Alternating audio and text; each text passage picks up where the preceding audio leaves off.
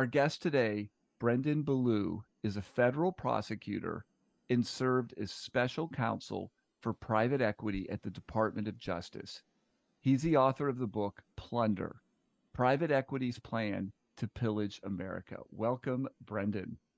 Thank you so much for having me. Oh my gosh, this is an honor for Scott and I. All right, Brendan, your book is chilling. It reminded me of Invasion of the Body Snatchers, but instead of bodies being snatched for nefarious purposes, it is core businesses Americans rely on. Let's start with a very simple question. What is private equity? Well, it's a great question, and it's one that I didn't know the answer to when I started out on this project. And I should start off by saying, of course, I'm speaking purely in a personal capacity here.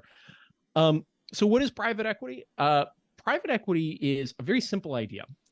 Firms use a little bit of their own money, some investor money, and a lot of borrowed money to buy up companies. They then try to make financial or operational changes with the aim of selling the company for a few years later. So it's a very simple idea, but for reasons that I'm sure we're going to get into, because of some structural reasons and really some legal foundations around the private equity business model, it can lead to a lot of bad consequences for workers, for consumers, even for the businesses that private equity firms buy. What are some of these names that our audience might hear of companies that are controlled by private equity? Yeah, so you'll be shocked by how many companies you might have heard of that are owned by private equity or are invested in by private equity. Whether we're talking about Kmart, Sears, Toys R Us, Neiman Marcus, J. Crew, Aeropostale, but also so many businesses that really don't advertise themselves as private equity owned, but that fill up your lives. If you go to an OBGYN clinic or get your contacts filled, if you go to a veterinary clinic or go to an emergency room, there is a good chance that you are going to be interacting with a private equity firm in some way. One of the most extreme examples I had in the book was that I wrote that private equity is literally right in front of you, in that the font that we used for the book was licensed by a company that was owned by a private equity firm. Wow, you're always looking for, as a writer, like anecdotes to illustrate points, and that is like probably one of the best anecdotes I've ever come across in a book. Yeah, it's not just all these companies; it's these industries. I want to zero in on a company that we all know, and that is PetSmart. What happened at PetSmart? So PetSmart, as you probably know, is a pet supply and pet store, and also offers grooming services, and I think maybe even some light veterinary services. It was ultimately acquired by BC Partners, of the private equity firm, and they apparently, as alleged by some really interesting reporting by Vice News, engaged in some tactics that essentially, understaffed the stores to such an extent that dead bodies of pets were allegedly piling up in stores in multiple places. Sales associates were saying that they had freezers full of dead animals from 2, 6, 10 months ago. At one point, they even had an incentive compensation system for store managers that encouraged pets to get less care than so essentially the less that was being spent taking care of the pets, the more the store sort of managers would get. So it's sort of an illustration of how, the sort of short-term perspective that private equity firms often take can sometimes work for the firms themselves, but can very often be bad for just about everybody else. Speaking of that, it's not just animals who've died as a result of private equity. Can you share its effect on nursing homes? Yeah. So this was the story that started the whole project. Private equity firms have been enormously active in nursing homes. They have bought up, I think, by some estimates, between 10 and 15% of the entire industry. And according to one study, are responsible for an estimated 20,000 or more premature deaths over a 15-year period. The thing that really interested me was when the private equity firm Carlyle bought up HCR Manor Care, which was once the second largest nursing home chain in America. They executed a lot of tactics that are pretty standard for private equity firms. So they required Manor Care to sell its underlying real estate and then lease it back, which gets sort of like a quick hit of money, but means that they're now saddled with these sort of unending lease obligations. They executed what are called transaction fees and management fees. Some of these are essentially fees for the privilege of being owned by a private equity firm. And they cut staffing. And so health code complaints rise. Eventually, at least one person dies in one of these facilities. But when the family of that person sued Carlyle, the private equity firm, the really interesting thing was Carlyle was able to get the case dismissed. And they did it by saying that they were not the technical owners of the nursing home chain. Rather, they merely advised a series of funds whose limited partners, through several shell companies, ultimately owned the nursing homes. And that was enough to get the court confused enough to get the case dismissed. And so it's an example of how private equity firms can often have control over the companies they buy, can often get a lot of money from the companies they buy. But when things go wrong at those companies, often they cannot be held legally liable. Yeah. 10 minutes into your book, I texted Scott. Scott recommended this book to me. And I think I texted, I'm furious. It's just all of these shell games they play, taking advantage of our legal system. And of course, their tentacles are into Washington. We're going to get into that, how this is a bipartisan problem. You mentioned the company Carlyle. Who are some of the other names our audience should know that are these big private equity firms? So the big three are Carlyle, KKR, and Blackstone. And if you consider them with their portfolios companies together, they would be in, various orders, the second, third, or the third, fourth, and fifth largest employers in the United States, after only Walmart and Amazon.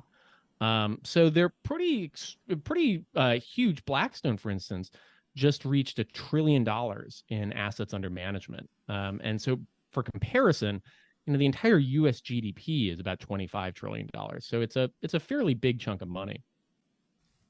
Again, you say this is right in front of us, and then you say this dollar number, and it's amazing how few Americans know about this. And again, our hope is your book, the stories you've written for various publications, get into the mainstream, because and we also need John Oliver to do a story on this. Maybe he has. He seems like would be a really good person to talk. You would be a good person, a good guest on his show. You have written that private equity is wealth redistribution to the wealthy, extraction versus investment, in destruction instead of creation. How many jobs has private equity destroyed? So there's been one study in the retail sector that suggested that private equity and hedge fund owned firms were responsible for an estimated, I believe, 500,000 or 600,000 job losses in a 10-year period. And that's interesting because, there's a lot of sort of concern about the retail industry, but actually over that same period, the whole industry added, I think, about 1 million jobs. So it's an area where private equity firms often can kind of benefit by sort of cutting costs in the short term, even if the industry as a whole is growing. And I think I remember this from the book. Did they sort of blame Amazon? Oh, Amazon's killing all these jobs, when in fact, yeah, there's probably some effect to that, but they're really destroying employment numbers. Yeah, that was a common refrain after three private equity firms bought up Toys R Us. And Toys R Us was sort of a beloved institution for a lot of folks. You can remember the jingle about "I'm a Toys R Us kid" and all of that. Um, you know, Toys R Us, the year it was acquired by those private equity firms, as I recall, was profitable. And even though it had sort of initially struggled in online retail against Amazon, it really had a lot of advantages that Amazon didn't, namely an incredibly popular specific brand and real stores that kids could go to and play with the toys. So it wasn't really destined to fail. The problem was the private equity firms loaded it up with so much debt that the company was ultimately spending as much on servicing the debt as it would have made in profit in previous years. It got to the point where there was a lot of cost cutting at the stores, and there was really interesting reporting going on about how the stores kind of became dingy. They were sort of covered. If you cut back on janitorial staff enough, dust sort of starts to settle on the toys and things like that. And they ultimately the private equity firms pushed Toys R Us into bankruptcy. The perhaps infuriating part, and this was just alleged in a lawsuit, and ultimately the plaintiffs and the defendants settled before there was an ultimate adjudication of the facts. But as alleged, the executives at Toys R Us essentially paid themselves several multi-million-dollar bonuses shortly before declaring bankruptcy. And then this is the really galling part. Again, I want to caveat, this is just alleged in a complaint, but lied about it to employees, saying that they were not, in fact, going to give themselves bonuses. So, it's an example where I think the private equity firms, at least according to some analysis, actually did make their money back on that investment. But it was devastating. It was devastating to the kids that loved those stores. It was devastating to the employees that work there. There's literally online groups called like the Dead Giraffe Society of former employees that are mourning working there. And that's just one example of what happened in retail. I listened to your book on a drive from Southern California to my parents' house in New Mexico, and I constantly was pulling over, taking notes, rewinding, saying, "No, this cannot be true." But unfortunately, it is. I have one more question before I turn it over to Scott. You write that private equity targets the poor. Can you give an example of that? Yeah, this was something that I was really surprised by because if you're in the business of making money, you sort of think that you would go after the people with money, rich people. But private equity firms often go after businesses that target poor people. Examples would be payday lenders, for-profit colleges, prison services. And I think the reason is that these people often don't have an alternative.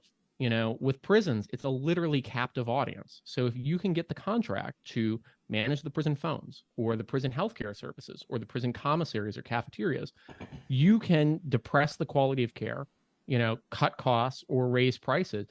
And quite literally, your audience can't do anything about it. And as alleged, that's exactly what happened, to such an extent that people were paying $15 or $20 or more for a 15-minute phone call in a prison, or healthcare services in some private equity-owned prison healthcare companies was so bad that some of these places were taking "quote unquote" drug holidays because they didn't have enough drugs to service the patients, or were so understaffed that, at least in one extreme example, a woman was forced to give birth in a cell by herself without any medical care. So it was surprising to me, but that private equity firms sort of target often working class or poor people, but the sort of logic becomes clear the more you look into it.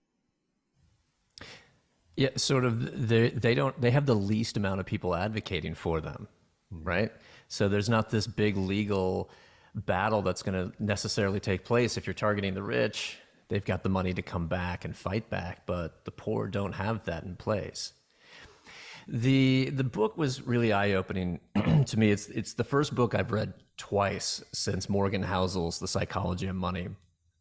And it's a very complex topic that you make very accessible.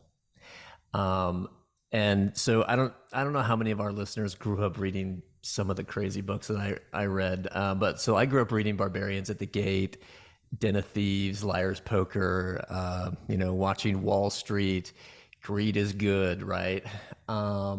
These are the stories of the 80s and part of the 90s that I thought were kind of in our country's past. They follow along the old money trusts of the 1900s. Your you're kind of bringing, I guess as Justin Timberlake would say, you're bringing sexy back here. Plunder is it's a remix. It's been done before. This isn't new. It's just a different, I guess it's just like a different mix on it. How did we get back here? Yeah. And if I can actually just go back, you're talking about how, working class people often can't advocate for themselves in the same way, wealthy folks can. One of the toughest stories for me to read about was when residents of mobile home parks were suing the private equity firm Carlyle, which was buying up one of their parks. And the founders of Carlyle are billionaires many times over. The former co-president or co-CEO is now the governor of Virginia. The folks that were working in or living in that mobile home, as reported by the LA Times, were literally collecting cans to afford time with a lawyer. And the story said that they collected enough cans to afford a third hour with an attorney. So to go back to your main question, sort of how is this a sort of remix of what's happened before? I think that's a fair assessment. I always sort of joke that every 20 years or so, we lawyers kind of come up with a bad business model for America. It's like 20 years ago, it would have been, subprime lenders. 40 years ago, it would have been savings and loan associations. 60 years ago, it would have been conglomerates. 100 years ago, it would have been trusts. Right now, it's private equity. And, you say greed is good and sort of this era of the 80s. I actually don't have any sort of problem. In fact, I think it's good for people to be ambitious and want to make money. We're not going to change human nature anytime soon. The question is, do we have the legal structures in place that channel that ambition productively or destructively? And because of the system that we've set up, that sort of encourages private equity firms to invest for the short term, to load companies up with debt, to insulate themselves from liability, it turns that ambition into a destructive rather than into a productive force. So I was going to go somewhere else with this, but you kind of brought up something. I want to bring up something else here based on what you just said. One of the things that private equity does that seems very odd, and it's not, they don't just put companies into bankruptcy, but occasionally they do want to put companies into bankruptcy, which sounds counterintuitive, but by doing so, they're able to strip pension obligations. Can you explain a little bit? Because I think this affects our listeners because they may be teachers, but they're married to people who probably work in the private sector. And by stripping out these pension obligations through bankruptcy, how does that, one, hurt the workers, but who is then responsible for these pension obligations? Yeah. So ultimately, it's the responsibility of an organization called the Pension Benefit Guaranty Corporation, which is paid for by other more responsible pension owners. And I'll give you an example of sort of how this works in practice. So Sun Capital is a private equity firm that bought up the nursing home chain Friendly's, which, you might remember from the Northeast, sort of had sort of standard grade burger and milkshake sort of fare. Sun Capital bought it up, I believe, in 2007, executed a lot of the tactics that we've been talking about, and ultimately sold Friendly's into bankruptcy, or pushed it into bankruptcy. But what was really interesting is Sun Capital wasn't just the owner of Friendly's, it was also Friendly's largest lender. And if you're sort of familiar with the bankruptcy process, it's sort of like an hourglass that flips, which is, the debtors become the owners oftentimes. And so by being both the owner and the lender, Sun Capital was able to sell Friendly's from itself to itself. And the sort of magic trick of doing that was, in doing so, they were able to push off the pension obligations of Friendly's onto the PBGC while maintaining control of the company overall. This is not an isolated incident. Josh Gottbaum, who's the former head of the PBGC, has called this pension laundering. One Harvard study suggested this has happened at least 50 times over a 15-year period. It's a tactic that I think is very effective for private equity and other firms to keep control of businesses but to get rid of the obligations that they don't want. Amazing. I mean, it's in one respect you have to admire the brazen nature of it, as well as, you know, just there's some attorney out there, and no offense, but there's some attorney out there who's like, man, I got this great idea, and we're gonna make a lot of money. It's just, I guess, you know, maybe they forgot that ethics class in college. But what I really want to do is boil down Plunder to things that relate to our listeners, and try to get away from the financial engineering portions of it. So what role does private equity play in, you already mentioned manufactured homes or mobile homes. That was one hell of a story in the book. But how does it affect housing? How are normal people affected by private equity in the housing industry? So after the Great Recession, there was a really big policy question that needed to be answered, which was the government going to reduce the principal on people's mortgages and essentially allow them to stay in the home, or were they going to sort of proceed with the foreclosure process? And Fannie Mae and Freddie Mac really had an enormous amount of leverage there because they owned at least a portion of, I think, 40%, 47% of all mortgages in the United States at that point. And essentially the decision was made to go down the foreclosure route. And instead of selling houses individually to people that might be able to, you know, buy them, you know, restore them, you know, keep them in the community, a lot of these sales happened in enormous tracts, selling homes, you know, dozens or hundreds at a time. And the people that were able to afford that, or the institutions that were able to afford that, were private equity firms. And so institutions like Colony Capital, Starwood Waypoint, some of these which were ultimately rolled up into Blackstone, became some of the largest private landowners in America. And so, you know, a lot of the single family rentals that you're seeing right now are owned by private equity firms. Increasingly, a lot of the apartments that you might live in are owned by private equity firms. And what's interesting is, you know, it's not that, you know, the landlord that you've dealt with in the past is so great. You know, we all have horror stories, but the landlord that you dealt with in the past didn't have billions of dollars.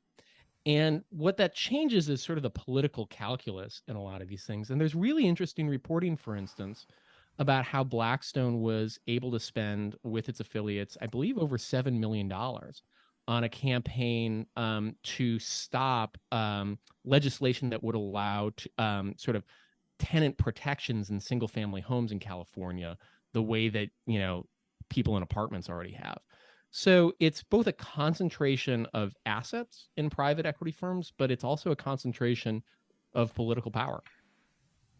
I think the political power is a big one. And as you said, Blackstone, having just reached $1 trillion in assets, their political power, I assume, is just going to continue to grow. Yeah, you know, Blackstone has a number of, you know, former government officials who are working for them. One of their board members, I believe, just announced her candidacy for governor in New Hampshire. But the private equity industry overall, and I don't want to get ahead of ourselves here, really just has an enormously deep bench of folks that are working for it. You know, whether you're talking about former senators or congresspeople, former secretaries of state, treasury, defense, chair people of the FCC, SEC, even a vice president, a couple speakers of the House. It's really incredible how successful private equity firms have been in getting former government officials to come work for them. Well, we even have had interactions with, so we did a lot of work with the Securities and Exchange Commission, and a lot of good work, I think, when Jay Clayton was there. But Jay is not really that, he was pretty PE and business friendly, and has since left to join a private equity firm. Yes, I believe he is the chairman of the board of Apollo now. Yeah. Yep, that's where it is. After some scandals there, he ended up taking over the reins. It's just amazing how the tentacles are everywhere. So let's bring this back again to how this affects our listeners even more. how should they be paying attention to private equity when it comes to their own healthcare? Yeah, so this is an area where private equity has just been enormously active. And it's really surprising. It's almost kind of hard to describe where private equity has been active because it's sort of everywhere within the healthcare system, whether you're talking about roll-ups of individual clinic types. We already mentioned OBGYNs. There was really interesting reporting by Peter Wawrisky over the Washington Post a couple of weeks ago about roll-ups of anesthesiology practices, urgent care, dermatology, and so forth. One of the really interesting areas is buying up emergency physician staffing companies. So one of the reasons that it's often so expensive for you to go to the emergency room is you may think that that hospital is in your insurance network, but it is the person that treats you may be staff from another hospital. And that is an intentional decision by emergency physician staffing companies, the leading ones of which are owned by private equity firms, to make sure that they are trying to maximize their revenue. There's really interesting litigation going on right now by emergency physicians essentially suing these private equity firms, or at least one of them, alleging that this violates what are called state corporate practice of medicine laws, that in essence, private equity firms are making medical decisions on behalf of patients and sort of cutting doctors out of the decision-making process. I believe that that litigation is still ongoing. But, you sort of see it in the reporting of, how private equity ownership affects people every day in the healthcare industry. One of the just like anecdotes that sticks with me the most is after a private equity firm started buying up dermatology clinics, doctors started complaining that they were being forced to use needles that were so cheap that they would actually break off in people's arms. And so, it's an area where it's like, if there's one area where you really want decisions to be made by experts and not on the basis of cost alone, you would think that it would be the healthcare industry. But the private equity industry has taken a different perspective. I wonder who owned that needle company. I don't know. That's a good question. That seems to be, I think I remember that being one of the tactics. They start to control the supply chains so that, they're purchasing from themselves and not even necessarily high quality products. Yeah. How do you have any idea how you protect yourself from that? I know that's not part of the book, but I mean, how is someone who ends up in an emergency room and they're already in a compromised and vulnerable situation, and they think that they're, they just need to focus on getting better. And meanwhile, they have to be asking every single person that touches them whether they're going to be covered by their insurance. And even when they ask that question, the answer might not be known, or they might be lied to, or the people might not even know. How are we supposed to protect ourselves? Yeah, there was reporting by NPR that was talking about a relatively young man. I think he was 44, who had a heart attack and really had the wherewithal to ask while he was in the emergency room, will my insurance cover this? And he was told yes. And it turns out it was a private equity owned company that was managing his care. It was not. I think he was billed over $100,000. Ultimately, that bill was reduced, but I think it was because there was sort of major national attention brought on that case. We can't all kind of have NPR in our pocket on these sorts of things. Obviously, sort of asking the intuitive questions that you're thinking of, I think makes sense about, trying to ask, will my insurance cover this? Is this within my network?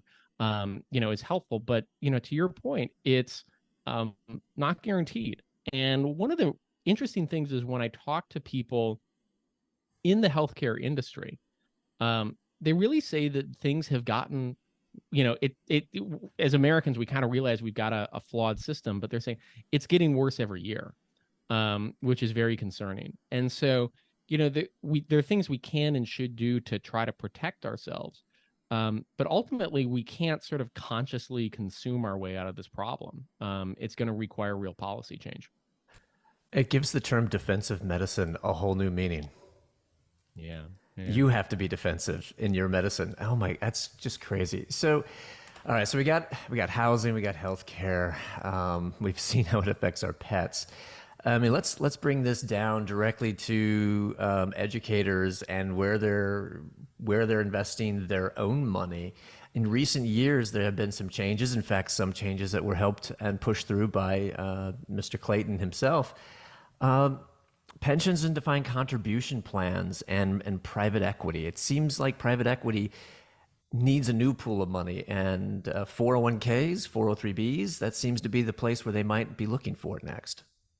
Yeah, I have not sadly done enough research on 403bs and private equity, but I can speak to the 401k issue, which is historically, to go back to our original discussion about how do private equity firms buy these companies. They take a little bit of their own money, but they also need investor money. And historically, those investors have been pension funds, sovereign wealth funds, so the funds from other countries, and high net worth individuals. But I think that they have increasingly sort of tapped out on those resources, or they're sort of reaching a natural ceiling. And so they are trying to get access to 401k funds. And so historically, 401ks have not invested in private equity. The Fidelities of the world, have been a little skittish at this because they're worried about getting sued. Well, in 2020 or 2019, the Department of Labor, which manages, as you guys know, ERISA, issued a letter that said basically it's okay for 401k fund managers to invest in private equity. And this was the culmination of a decade's work or more within the industry to sort of open the floodgates.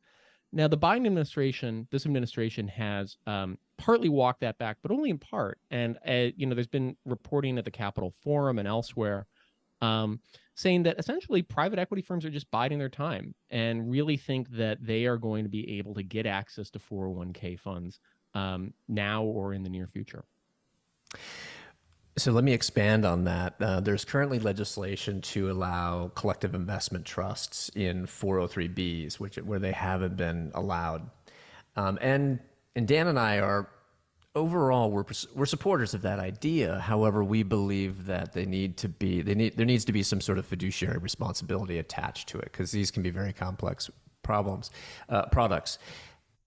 This is where I believe, and why there is such a big push towards getting CITs now into the 403b programs.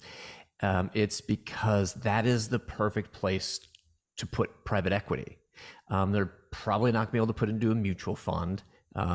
These private equity funds are too illiquid for that.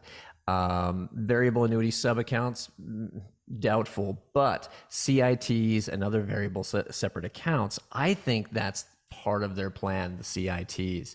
So, so we've been sort of for them and against them based on whether or not there's real oversight. And basically, what you're saying is, even with real oversight, it's possible we're going to start seeing private equity in these programs.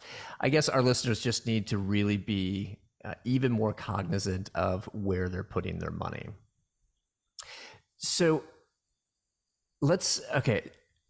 this is an interesting thing, I think. I know I said I didn't want to talk about the financial engineering, but some of it is just so brazen.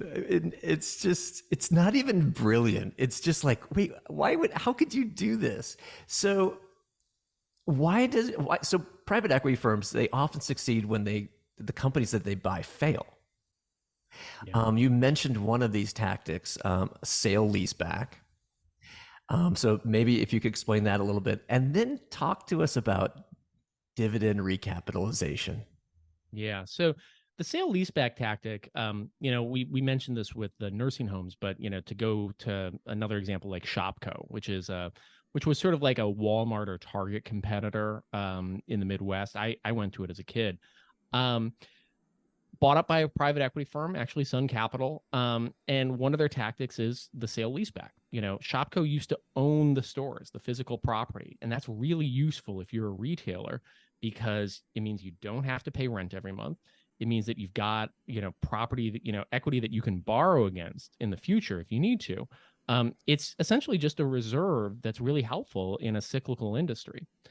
Sun Capital forced Shopco to execute the sale leaseback, essentially sell the property, lease it back to itself in these sort of long-term leases that they couldn't get out of, I believe 10 or 15 years. And so now, they got a quick chunk of money, but they're saddled with this obligation. And the interesting thing is Sun Capital gets transaction fees. So they essentially get a cut of the money from the sale leaseback. Dividend recapitalizations. I believe Sun Capital did this at Shopco too, but the basic idea is the private equity firm requires the company it buys to borrow money in order to pay the private equity firm and the other investors back some sort of dividend. So you think like when you own a stock, you get a dividend when things are going well at the company. This is essentially borrowing money to accomplish exactly that. I always sort of analogize it to, it's a little bit like getting to use somebody else's credit card, because as we've seen, private equity firms are very adept in the bankruptcy process. So if the company ultimately fails, it might be very hard to claw back that dividend from the investors, including the private equity firm. Amazing. And this is really just the beginning of the tactics that they employ. But I mean, the idea of taking over a company, then, essentially using their good credit to borrow money and then just sucking that money into your own bank account. There's just something special about that. It's there was some attorney, some financial guy who's like, hey, I got an idea. And they're like, dude, that's brilliant. I mean, it's like a frat house idea. And they're like, we can get away with this. Like, how can they get away with it? Well, it's interesting. I think one of the challenges that I think folks have with private equity is both its advocates and its critics sort of describe it as this sort of extreme form of capitalism. And, the leaders are sort of these masters of the universe, sort of all knowing, all seeing, either for good or for ill. And I think what I felt through my research is, these are just normal people, and their expertise is not necessarily in running companies. If you look at their backgrounds, it's not in, logistics, manufacturing, marketing, sales, engineering, what have you. It's a financial background. And so the changes that they're executing on these businesses are oftentimes not operational ones, but financial ones. And so I always try to tell people, I think it's a little bit of a wrong focus to focus on the goodness or badness of the people in private equity, and more about what are the incentives, what are the laws that we have that have allowed the private equity business model to flourish in the way that it has. Okay, so then what are some of those laws? How is our government and our current legal structure enabling private equity? So to go back to the manor care example, the nursing home, one of the things that we've got is what we have is called corporate veil piercing doctrine, which says basically investors can't be held responsible for what happens at the companies they invest in. And that makes sense for you and me and your listeners because, my index fund that I'm invested in, I don't have a lot of say over those companies. That doctrine maybe doesn't make sense if you have a majority stake in the business and can effectively control its operations. And yet, private equity firms are generally insulated from liability if something goes wrong. So that's just one of several examples where we've essentially created an incentive system where it's sort of heads I win, tails you lose with private equity. Okay, we're going to get to the hope part here soon, folks. Brendan's book is 3 parts, and the last part is the hope part. But before we do, there's one area I want to focus on because it just affects everybody. At least it should. All of our listeners, hopefully, are properly insured with life insurance or disability insurance or some form of insurance, obviously home insurance, renter's insurance, auto insurance. I think there are some disturbing things happening in the insurance business, and it's not just private equity, but it is a string of transactions, a use of reinsurance companies, and private equity has really stepped in to sort of ramp this up. Can you explain what private equity is doing in the insurance industry? It's a good question. So, it goes back to what we were talking about earlier, which is private equity firms need money to buy up businesses and to invest in sort of their other projects. And are increasingly tapping out of the main businesses that they had. So they are looking to sort of new sources of revenue. And insurance is really appealing, because what you do is you get money every month from, the policyholders, or every quarter, and then you can use that money to invest in your projects, and you just have to give it back at the end of the person's life or whenever the payout is. Private equity firms have been investing in and buying up insurance companies. And then, as alleged in a lot of reporting, moving some of those assets to offshore affiliates in Bermuda, which have lower capital requirements. So they have to keep less cash on hand in case something goes bad. And obviously, for anybody that remembers the financial crisis of 2008, you remember sort of the capital requirements problem. It just means it creates a riskier industry. The interesting sort of caveat about insurance is that if something goes wrong with an insurer, if it becomes insolvent, the responsibility for paying out the policies will not necessarily be for the private equity owner.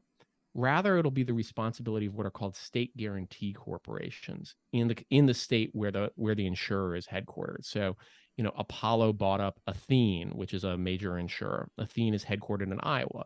If Athene becomes insolvent, potentially Apollo won't have to pay out. Rather, it'll be these guarantee corporations that are funded by other more responsible insurers that are going to have to take on that responsibility. So if they win, winner takes all, they get the money. But if they lose, they don't necessarily lose. In fact, those losses are sort of socialized in one way or another. Quite possibly, yeah. Sounds like it sounds like a good business model. I mean, if you're an evil corporation, I guess. It sounds like the exact opposite of how Warren Buffett uses insurance companies. That's a good question. I have not looked into Buffett's sort of business model. I think some of his tactics resemble private equity in some ways, in that he does execute. I believe he executes some tactics that are similar. I think what's different is he has a buy and hold model, which is True. He generally buys the business with the ambition of holding it indefinitely, whereas most private equity firms are trying to buy it and sell it in 3 or 5 or 7 years. Good point. I think the other issue with the private equity and the insurance groups is that they are taking a big chunk of these assets, bigger and bigger chunks, because they're able to use reinsurance to lower capital requirements, freeing up more money to be invested. And they're doing two things with that. One, they're charging fees on this money, which is genius. And then two, they're taking more risk with that money than insurance companies typically do. These are all major red flags to me. And for me, it's difficult now to really understand the insurance companies that we're working with and whether or not they're going to be able to, be there if something does go wrong. We've seen a couple insurance companies nearly go out of business, become insolvent during the global financial crisis. And I wonder if we're on that path again. Maybe not this year, maybe not next year, but a decade down the road, are we building that sort of next blow up? Yeah, it's really a question for a financial expert, not a lawyer. But I think it's definitely a concern, among some financial analysts. And it's just going to be really interesting about if things go wrong, who's going to be responsible for paying? And, whatever the specific risks are, the really interesting reporting is basically saying this is a real cultural difference. Insurance companies historically have been really boring businesses filled with people with conservative investment philosophies. That's not true with private equity. And as private equity firms sort of move beyond the business of just buying and selling companies and are, engaged in hedge fund trading, engaged in infrastructure, real estate, and so forth, private credit, it's going to be interesting to see if they really take a more aggressive stance than traditional insurers have. Well, Brendan, I have probably 2 more hours worth of questions to ask you, but we don't have that kind of time. So I'm going to try to wrap up my last 6 questions within 1 or 2. I'm sure not, I don't think all private equity is bad. I mean, I like to say that, with investment options, people ask me, are annuities bad? No, annuities themselves are not bad, but they just tend to be used for, they tend to be sold in ways that are bad, and often the products that are sold are bad, but they're just a structure. So I want you to leave us with, I guess, and then I'll turn it back over to Dan. I guess with maybe some examples of where private equity is maybe positive. And also, let's try to end this on some sort of a good note, because you do leave your book, you end your book with some hope. What steps can we take to corral, I guess, or to improve the outcomes here? Yeah. So I always say that there's three basic problems with the private equity business model. That private equity firms tend to invest for the short term. They tend to load companies up with a lot of debt and extract a lot of fees, and they tend to insulate themselves from liability. And, the more extreme versions of those things, the shorter perspective you take, the more debt you use, the more likely you are to have bad outcomes. But conversely, the longer term perspective you take, the less debt you use, the more you take on responsibility for yourself, the more likely you are to have positive outcomes. And, I used an example, I believe, was Gray Wolf Capital, helped to restart a timber mill in Arkansas. And they did it by, using essentially taking an equity stake, I believe, without any debt at all, continuing to have a long-term stake in it, even after they sold part of their investment, really taking a long-term perspective, which I think is healthy. And so as we think about sort of policy solutions, it's really about how do we fix those three fundamental problems.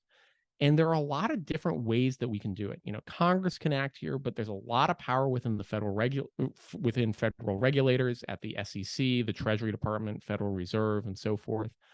There's a lot that state regulators can do. States can say, okay, we don't want to have some of these more extractive tactics happen to businesses that are headquartered in our jurisdictions.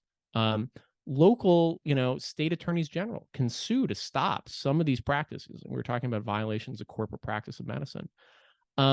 So I don't want to be overly optimistic or sort of give a sort of false hope here, but I think there are very clear policy things that need to be done, and there are very clear institutions that can do it. And so we just need to, sort of have the courage to push those institutions to act. Brendan, you've been so generous with your time. I just have a couple of last questions. Is there any way to check to see if a company you are doing business with is owned by private equity? Yeah, I annoy all my friends because they start talking about things, and then I just Google the company name and just add private equity. And often a news story will come up saying whether it's owned or not. Okay, that's a great suggestion. Is there anything else you would like to share? No, but I think just going back to the last question, I think there's a lot of things that can be done. And I'm encouraged that I think activists have been very successful on a couple of issues, whether it's capping costs for prison phone calls or, pushing rulemaking for minimum staffing criteria at nursing homes. So we've had real success stories. And to the extent that people want to learn more or do more, there are a lot of organizations out there that are active, whether it's Americans for Financial Reform, the Private Equity Stakeholder Project, American Economic Liberties Project. All these are groups that are doing really important work. And I think it would be useful for people to just, get on their listserv, learn what they're up to. The book is called Plunder: Private Equity's Plan to Pillage America. Thank you for your time, and thank you for writing this book. Thank you so much for having me.